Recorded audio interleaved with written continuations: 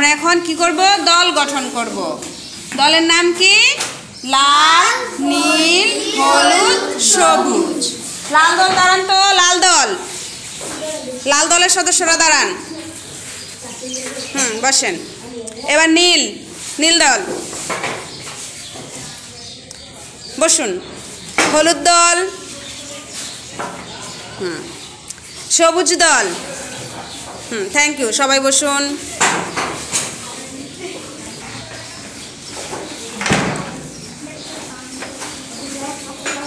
হ্যাঁ, এবার বইয়ের 4 অধ্যায়টা খোলেন, খাদ্যের উৎস বের করেন। নাম্বার কত? 28 পৃষ্ঠা খুলেছেন? সবাই খোলেন, আমি দেখি খুলেছেন কিনা। Thank you. প্রত্যেক দল 28 পৃষ্ঠা খুলেছেন?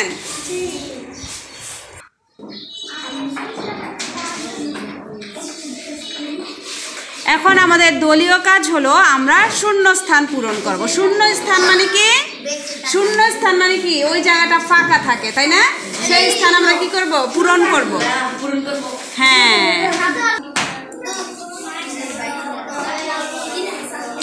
হ্যাঁ, আমরা এখন এই প্রশ্নগুলোর উত্তর লিখব। উদ্ভিদ থেকে কোন কোন খাদ্য পায়, প্রাণী থেকে কোন কোন খাদ্য পায়, খাদ্যের উৎসগুলোর নাম, খাদ্য কত প্রকার ও কি আছে। হলুদ দল, হলুদ দল সবার আগে লেখা শুরু করেছে। হ্যাঁ, নীল দল সুন্দর করে লেখেন।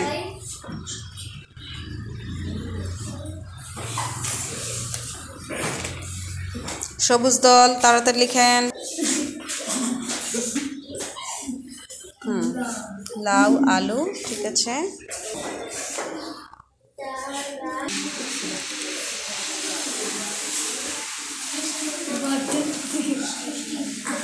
এখন আমরা কি করব? দলীয় কাজ উপস্থাপন করব। কি করব? দলীয় কাজ উপস্থাপন। সবুজ দল থেকে আসেন। আসসালামু আলাইকুম, আমি সবুজ দলের পক্ষ থেকে দলীয় কাজ উপস্থাপন করছি। উদ্ভিদ থেকে কি খাদ্য পাই? উদ্ভিদ থেকে খাদ্য পাই গাজর, পালং শাক, চাল, ডাল, মিষ্টি কুমড়া, আম ইত্যাদি। হ্যাঁ, সবুজ দলের এই উদ্ভিদ থেকে যা পাই, ঠিক আছে তো? জি, ঠিক আছে। আচ্ছা, প্রাণী থেকে আমরা কি পাই? প্রাণী থেকে খাদ্য পাই মাংস, দুধ, ডিম, মাছ, মধু, মিষ্টি। ঠিক আছে, পাই তো আমরা এগুলো? আচ্ছা আচ্ছা, এবার সবুজ দলের জন্য জোর একটা তালি দিয়ে দেন।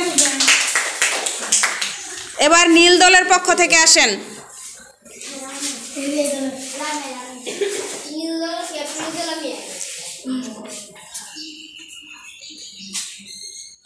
হলুদ দলের পক্ষ থেকে আসেন।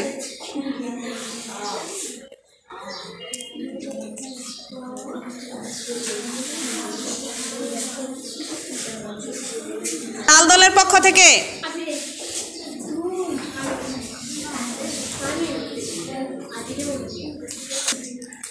আসসালামু আলাইকুম, আমি লাল দলের থেকে উপস্থাপন করছি। উদ্ভিদ থেকে পাই শাকসবজি, খাদ্যশস্য, ডাল, লাউ, টমেটো, গাজর, মিষ্টি কুমড়া, বাঁধাকপি, পেয়ারা, কমলালেবু, আম ইত্যাদি।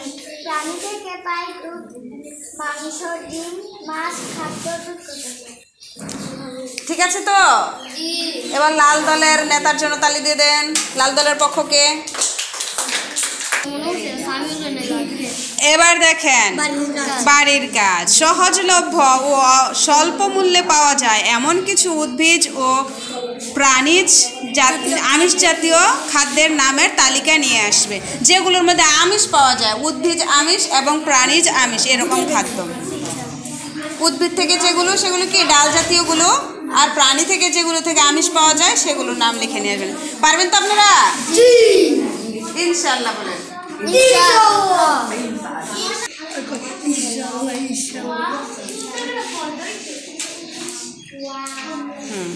সবাই বাড়ির কাজ করে আনবেন তো? আচ্ছা, সবাইকে ধন্যবাদ।